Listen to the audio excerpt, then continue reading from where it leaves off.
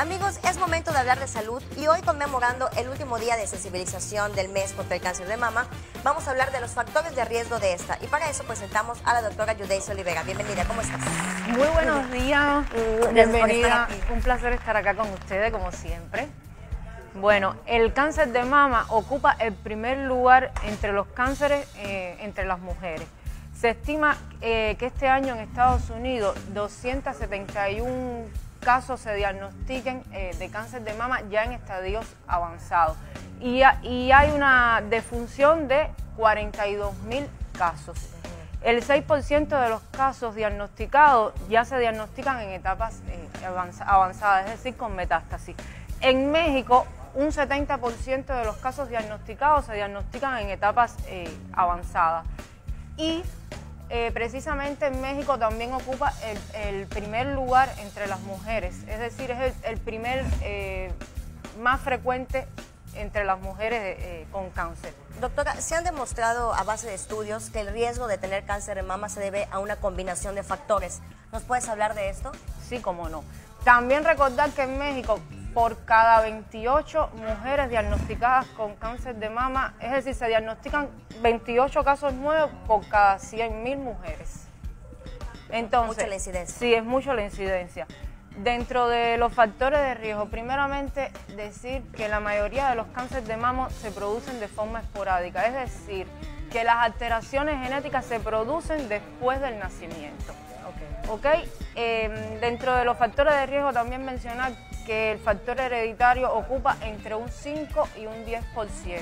Es decir, que se producen alteraciones o mutaciones genéticas en el gen BRCA1 y el BRCA2, que es lo más frecuente, y se transmite de la madre o padre a los hijos.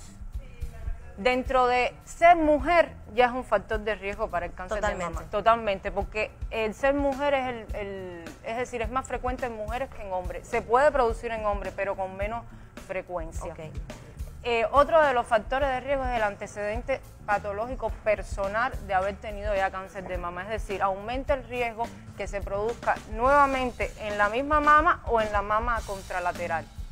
Otro de los factores es el antecedente patológico personal de cáncer de ovario.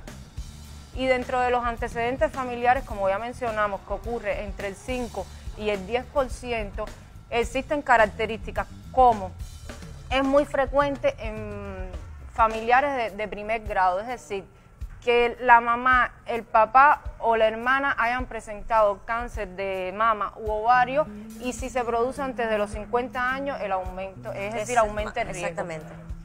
Otro de los riesgos en el caso de los familiares, es decir, parentescos ya más lejanos como tíos, abuelos, nietos, se puede presentar en caso de que hayan presentado cáncer de mama u ovario, y más frecuente antes de los 50 años, o que en una familia se produzca cáncer en un familiar del sexo masculino, o que se haya producido cáncer en las dos mamas, es decir, de forma bilateral.